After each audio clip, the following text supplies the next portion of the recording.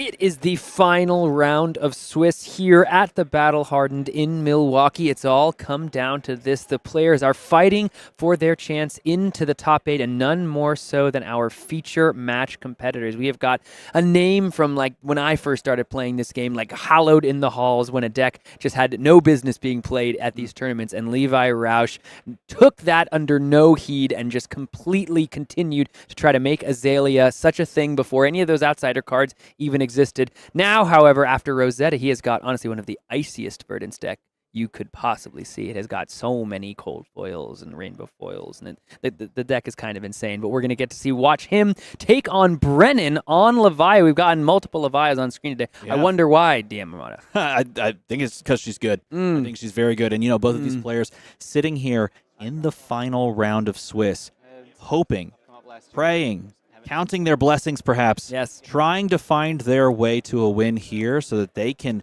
make it into the top 8. I believe this is a win and in.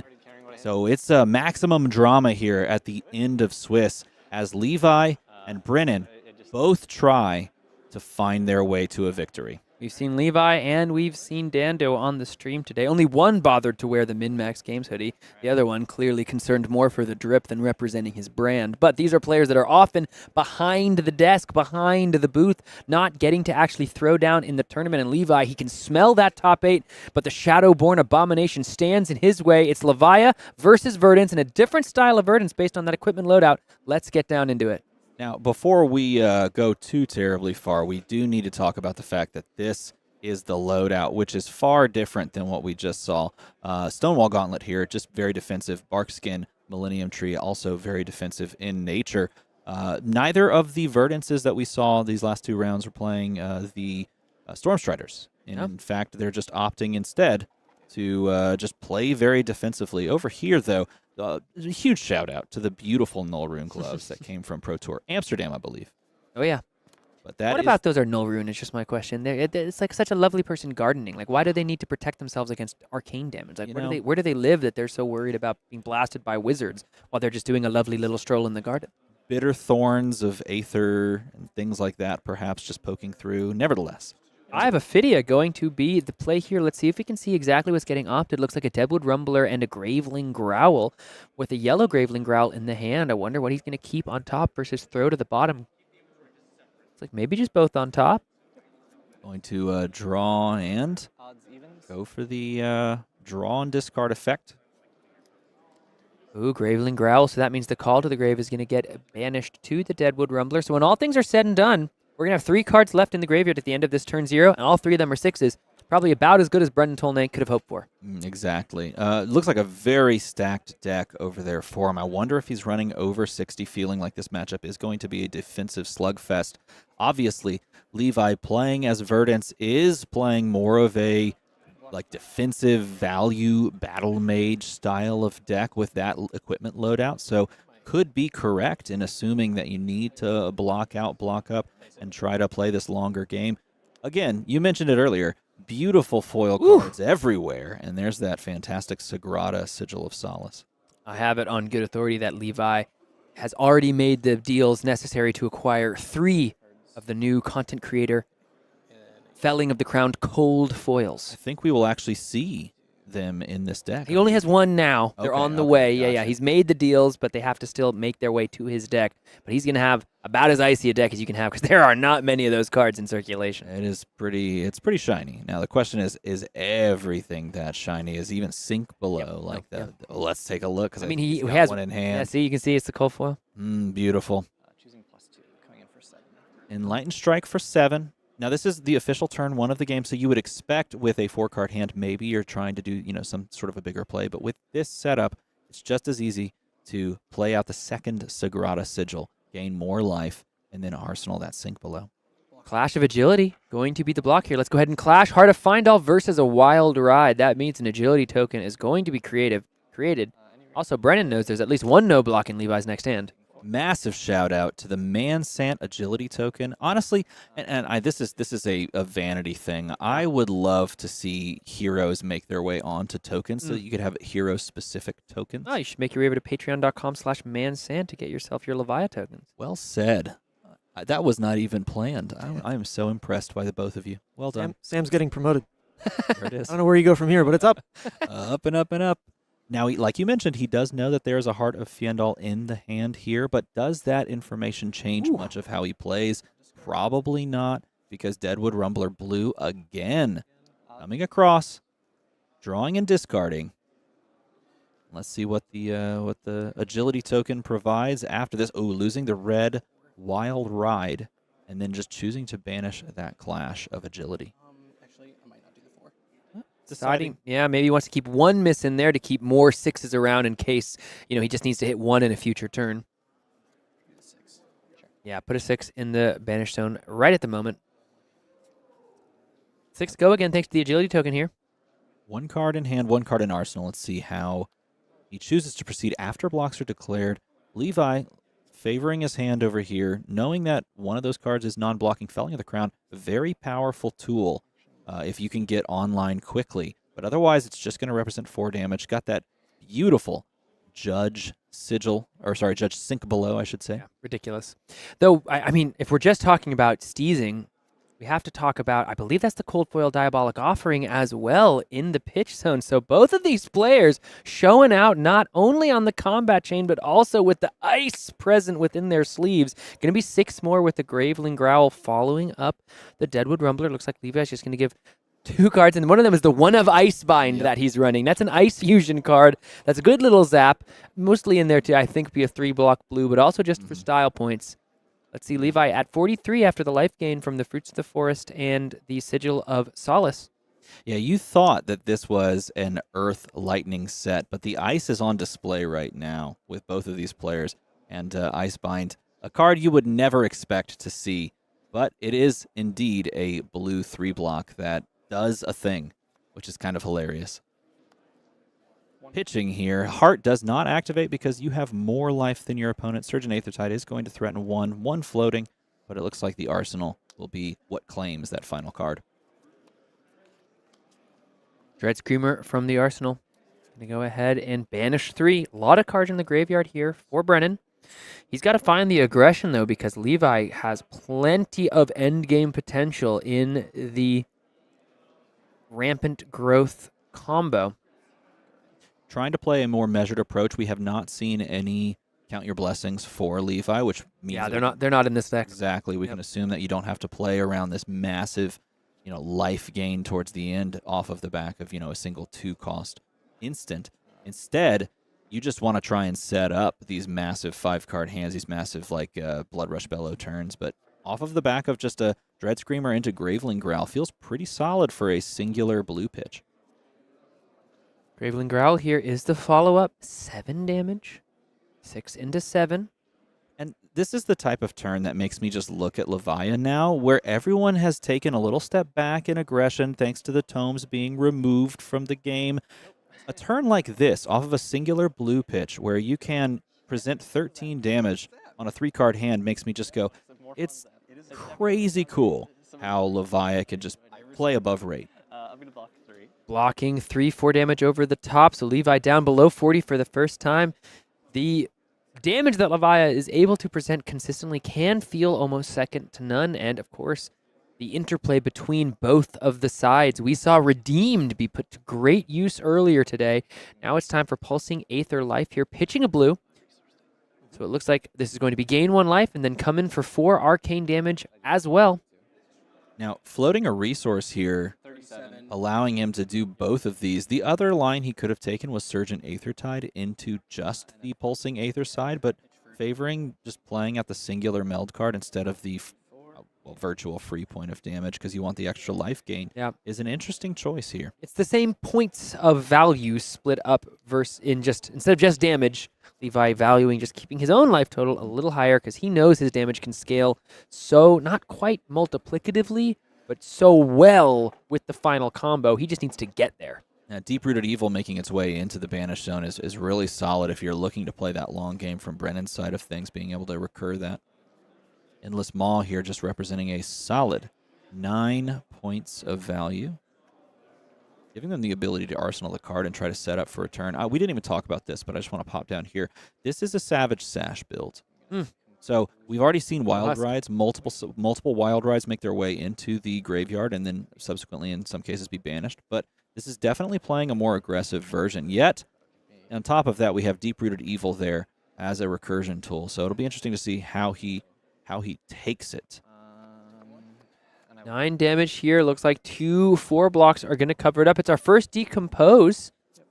Levi here, though, had to go 2 earth cards and 1 action cards to keep some earth cards in the graveyard for him. So now if he wants to be online as Verdance as quickly as possible, he is going to need to get some more earth cards because you got to go 3, 3, and 2 in your first 3 decomposes to get to that 8.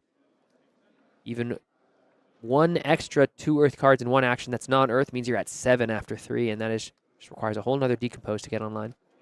It has the 1 resource floating. Let's see if he chooses to play out the final card. Now he's going to pitch into a Felling of the Crown, and this, I believe, is going to decompose. He has, I believe, enough earth cards. Card you send to the bottom is from hand. And I'm thinking on the decompose. 4 or more earth cards will be in the banish zone after this trigger on decompose. He's just going to send 3 there. Like you talked about earlier, you want 3, 3, 2. In this case, he only had 2 and 3 on the first time, so you're looking to fill that graveyard with 3 more so you can get that 3rd decompose to trigger. But this is going to come for 8. It is going to force a card out of the hand, and it's just presenting extra damage. I also just want to point out that this is one of my favorite interactions with Surge and Aethertide. You present Surge and Aethertide and not show them anything else, and make the opponent make the mistake to pitch into it. Because it served no purpose to pitch here to stop 1 point of Arcane because it was not amping anything after the fact. Endless Maw now gets to stick around to the end of the game as a powerful red card to hopefully utilize when you really need it. But if we're just looking to block damage, it could have been a little better served blocking 3 than pitching to block 1. Yeah, or playing it here. You know, there's the option to just play out an above rate attack as well. Instead, he's going to Mandible Claws here for 3. We can maybe assume there's a discard following this up. You know, because this is a Sash deck. Because this is a Sash deck, you could assume that there's maybe a discard for the agility token. But, of course, no resources up means you're not doing much after that. Command and Conquer for 6. CNC for 6, threatening the arsenal that has been there for several turns. CNC, by the way. Yes, I will zoom in on the Marvel CNC. Beautiful, yeah. Making sure, yeah, I was wondering. Doesn't look like Blood Debt was turned off. So on that turn, Brennan here has to pay the piper, pay his blood debt, going down to 23 after losing all that life. Remember, this is a win and in match, and Levi sitting at a healthy 37 with the tempo versus Brennan, who's trying to make his way through this matchup on the more aggressive version of Levia. Triggering on the discards here for what looks like 2, but missing on a blue Dread Screamer. So importantly, that does mean that he can't play either of those. But with no cards left in the pitch, this is actually perfect for Brennan. This is the outcome he would have wanted. Turns off Blood Debt for the turn. That's actually, I guess if he banished 3, he could play the Graveling Growl. So that would have actually been quite good. I didn't know he had any floating. But the 3rd banish would have, of course, given him the chance to play one of those cards, ostensibly almost drawing a card, as well as getting the 7 and go again. This is coming in for 7. But with Levi, he's got a pretty comfortable life total. His opponent's already down to 23. Fair amount of armor over there still in the 2 block on the skull, the Scabskin Leathers. I'm a huge fan of including Arcane Twining into this Verdance list because it just provides a blue 3 block that has another mode where you can just discard it to amp something like a Surge and Aethertide. Rootbound Carapace here cannot decompose. It will be a 2nd earth card, but a 3rd one needs to hit that graveyard if the decompose is supposed to get Verdance online. And from watching Levi play a little of this deck, he often amps on the Verdance trigger on the stack, so he needs to get that eventually. Instead of gaining 2 here, he can sense Blood in the Water. He doesn't want to utilize that card as an instant speed discard effect. He wants to just throw a blue Autumn's Touch for 5. Well, this effectively just fills his graveyard the correct way. Exactly, right? So yeah.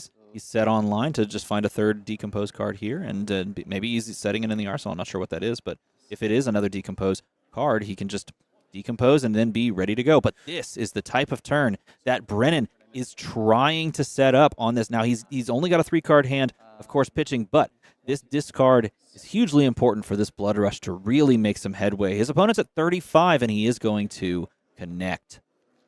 drew the Beast Within. Wonder if he'll find a way to get that randomly discarded as well. Swing big. Ooh, but not a lot of resources to work with. Was it a blue that was pitched? If so, you can go claw into swing big. Yeah, so this is now 5. So this can be, 18 damage off your Blood Rush Bellow. The other consideration here was popping Savage Sash, which he can still technically do, but 30. maybe your resources are better spent elsewhere, and it is going to be the No. Savage Sash He has the activation Wild there. Ride. No, it's just going to be the Dread Screamer saving one floating, so we'll see what he's able. I believe he does here. have a Wild Ride. I think you're 100% correct that it looks like he's coming across. He's going to banish here. He's going to hit. This does have the go again. If there is a Wild Ride in the hand, then this would be an insane follow-up. If not, he's able to play something for extra value, something like, well, we know there's one swing big in the hand. Yeah, so that could be a good follow-up plus an Arsenal. Looks like, yeah, that's probably going to be the play here. 8 damage, however, is on the combat chain. Looks like Levi's just going to take this now. Down to 24, pitching the swing big. Yeah, after all this damage, Levi plummets to a 4-life lead. Yeah, look at this. The Deep-Rooted Evil can come out of the banished zone now, coming in for an additional 8. So just like that, we thought it was going to be 18 damage, but no, the Savage Sash changes things dramatically. And the Deep-Rooted Evil now means that Brennan does get to keep a card for that Arsenal. Yeah, chaining together these 5-card hands and hoping to draw into a second copy of Blood Rush is really how I think Brennan wants to capitalize in this matchup. Levi going to block here, taking, I believe, 4 more damage. So yeah, should take it down to 7, block 3, so 4 over the top. So just like that, the life totals are even. Levi, keeping, I think, 3 cards in the hand, was content to take a fair amount of damage. Mm-hmm. Let's see what he's able to develop with his action point. Pitching 2 cards, but Going to It's pitch a for felling the of the felling. crown. Yeah, that's pretty good. and banish 3. There we go. 3, 3, and 2. The 2 was just the start. Verdance's ability is now online. Felling of the Crown is going to make its way, the card, I should say, is going to make its way to the bottom via the Felling of the Crown. Overpitching for the Felling, I believe, was the play there. So that Levi doesn't have to lose a card. Of course, forcing Brennan to drop an extra card, meaning that he has to look at this as a 4-card hand now. Key point, he did not draw into another Blood Rush. If you can chain in from Blood Rush into Blood Rush on, key moments in the middle of the game, you can really start to run away with the game. But here, Brennan having to look at his own blood debt count, sitting at 18, trying to figure out where his path to victory is going forward from here. 8 damage on the combat chain. Levi down to 19 after that Blood Rush turn. Brennan at 18 here. Life total is near even, but the Felling of the Crown has something to say about Possibly just giving a 1-card block? Thinking about maybe giving a 1-card block is quite interesting here. Does have the Scabskin Leathers, 2 block Yep. down. Their Spoiled Skull is Arcane Barrier. No Scowling Flesh Bag to speak of. All right, so he's blocking 4, taking 4, which would put him at 14. And you know what that means. Exactly. That means Brennan is going to be able to, if he does not turn Blood Debt off on his turn, flip into Blasmafet, Levia Consumed, and thus all those cards sitting to the left of the banished zone there will be active and available. The question is, will Levi Roush let him get there, or will Rampant Growth plus a Verdance trigger finish off this game? Swing Big is the follow-up. Perfect for Brennan here. Gets to go ahead and come in for 8, threatening nearly half of Levi Roush's life, while setting up the all-important Blasmafet flip. I do believe he should be at 14 at this point. Yeah. And this is a perfect representation of setting yourself up to flip into Levia Consumed. Because you're sending you haven't, of course, banished a 6 attack, so your effect is going to be online. You have to take Blood Debt. But you're sending a large attack just to set yourself up nicely to this point. Now, is there counterplay from Levi? Because if you force them to a lower life total than that, you might be able to play around it. Some players like to play these cute little instants that deal pings of damage, but not really available to you in Verdance. Instead, just going to be playing defensively. The well-grounded here, double duty, acting as 2 prevention, but also being the second Earth card in the graveyard. Because it's an instant speed ability that immediately discards it. Yep, take 2. So now that Rootbound Carapace can go ahead and And we forgot to mark your damage. get its full 4 points of value. I don't know what you're laughing at. Just a perfectly normal token being used to represent the Earth cards. And there's nothing funny here, Steven. It's just a normal card that you can get in a Rosetta pack. Like, You're right. You're Yeah, 100% it's just right. totally- I love that Levi, completely straight-faced, just took the token from behind Verdance. he's placed it almost on straight top. faced. He knows what he's doing. He's got a little grin Yeah, after taking that token out. He knew the game. He knew Yeah. what he was playing for. If those at home, ask Levi about what cards he keeps in his little binder, his little blue binder, because if you're a fan of that token, So a continuing fan of that on, binder. we do have the flip for Blasmafet Levia consumed, and this does put him in the driver's seat as far as that blood debt is concerned. He doesn't have to worry about it. It is ticking down, and his deck will be slowly being consumed. But now he has access to those cards, which is quite important in a matchup where you do need to present overwhelming amounts of damage. But you know what? To answer it oof, is oof. another felling of the crown, back-breaking. Felling into felling is about as backbreaking as it gets from these earthen heroes. Look at this, the ability of the bottoming a card, the 8 damage, and then of course the arcane damage that this Verdance deck is trying to present. Now, keep in mind this.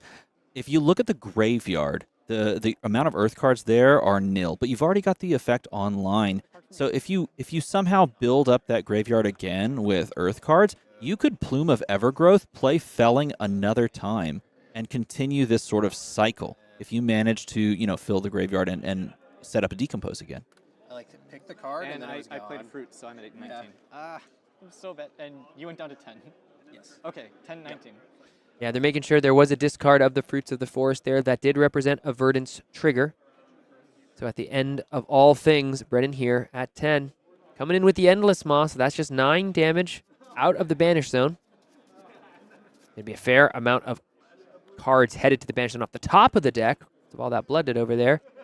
Savage Sash and the Deep-Rooted Evil is going to go face down, however.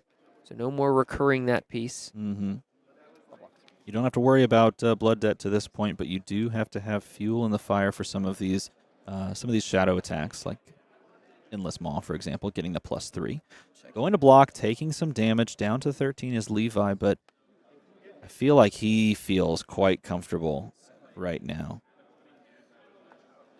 3-card hand, 1 in Arsenal. It's been there for a bit. And just watching the cards melt away from the top of the deck is Levi. Brennan's deck is going to thin out quite quickly with all of those blood debt cards just consuming the deck. Plasmafet asks for her toll. The Heartbeat of Candlehold, the first response. You can see the card in the art on the sleeves. Devastating effect here in the arena. 3 life gain, 3 individual instances of arcane ping that Brennan has to think about. Take. This is Those interesting go ahead and because take, yeah. this is the reason you bring Null Rune Gloves, is to stop these pings. And instead of pitching into it, you're cornered into this scenario that you have to try and close the game out versus a deck that is just so efficient and now just constantly pinging you. That you don't have the capability of really pitching into these Null Rune Gloves. Diabolic Offering is the pitch. Dread Screamer is the ask. On the combat chain, 6 damage. Most likely going to have to go again here. Plenty of cards in the graveyard. Most of them 6 power. Oh yeah, and then some. All 3 of those cards have 6 or more power. So Dread Screamer, of course, going to have to go again. 1 floating means there can be something else out of the Banish Zone here. Something we hadn't even talked about, the fact that the entirety of the block value of Barkskin of the Millennium Tree still available to Levi here. Blocking a total of 5 on that previous block. That Making means the embodiment as well, which blocked 6 total. Arcane Twinning now can, of course, also block for 4. All said and done, Levi's down to 13. So his Carrion Husk will check and... No, just kidding. Barkskin acting like a Carrion Husk in and of itself, making these wizard non-attack action cards, these blues, these innocuous little cards, Yep. just go. Yeah, both Blood Rushes that were still in the deck are now gone. The last one on the previous turn, this one here now. And the deck is looking quite thin. I mean, if we're looking up here, that is a small amount of ammunition He's to banished fire. like 25 cards over these last 3 turns. 8 and 8, Yeah. 7 or something like that. Another Heartbeat of Candlehold is coming out. Gain 3 and ping for 3. Brennan's all the way down to 7. Pretty soon this arcane damage. Levi might not need that rampant growth combo to finish this thing out. Regular old arcane damage might be enough. I think Brennan's down to 4. Here's Pulsing Aether and Life, representing 5 more arcane after the Verdance trigger as well. So now Brennan has to respond this, because even though the life totals have not been represented on our screen, Brennan is currently at 4. Yep, AB1 on the first one, AB2 on the second. Yep. So AB1, AB2. So take 2, down to 2. Should be accurate. I'm at 17. 17. Levi, 17-2. Yeah. you're at 2. I'm at 17. Oh, this game is like Trying. so over. Yeah, Trying Brendan, to drive the point home. The game is looking close to over, my friend. Both of those Blood Rush Bellows hitting the Banish Zone makes it tough to imagine that this Levia deck can push enough damage. Spoiled Skull. But let's see. Let's see if Spoiled Skull can change that metric. He's got to do something, and he's got to do it now. Arcane damage on the next turn threatens to just end this game. Team damage. Yeah, taking a look for those that are unaware, Spoiled Skull here. If you action, pay 1 and banish it, you get to target 3 action cards from and with different names in your banish zone, and then you can choose one at random, and then it lets you play it. So here we see the choices. It's going to be Blood Rush, Wild Ride, and the third, So I think this is a Graveling Growl. Okay. So choose 3 action cards with different names for Banished Zone. Choose one at random. You would play it this turn. So yeah, it would be separate from the Plasma Right, Effect right. trigger. Going to shuffle these up, and this is a huge moment, because if you're able to find this Blood Rush, you could actually put some damage on the board. Survey says it's the Blood Rush Bellow. Actually hits. Looks up to the heavens, though the Demonastery and the Lands of Shadow may be the ones answering his call. Let's see. Let's play the Blood Rush, so a card will get discarded. The question is, will it be too little, too late here for Levia here, discarding the Shadow Realm Horror, so 2 cards drawn. That plus the cards in the Banished Zone off the Plasma Fet. Is this going to be enough to take some cards out of Levi Rausch's hand? But he's got to do so much with this singular turn before the rest of his deck melts away. It's just consumed by the shadows. Mandible Claw being represented here for 5 with Go Again. The resources are at his disposal. He has them in hand. He's got an arsenal as well. I don't believe he's played a singular card from his Banished Zone, so he can do that as well. He's got the capability. He's going to send another 5. Rootbound Carapace can now decompose, most likely. You just need 2 Earth cards and an action card. That means this will be blocking 4 of that 5. What does Brennan have as the follow-up salvo? Pitch 2. Shadow Realm Horror. Plasma Effect. Right.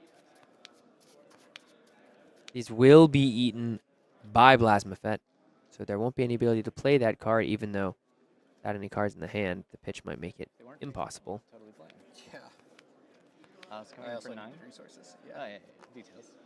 Yeah, being able to swing in for a 9 additional damage does put Levi close to life parity. Is going to drop all the way down to 2. Both players at 2, but keep in mind, Verdance, the Thorn of the Rose, can spring life up from nothing. Does he have the capability of either gaining those life or just closing the game out?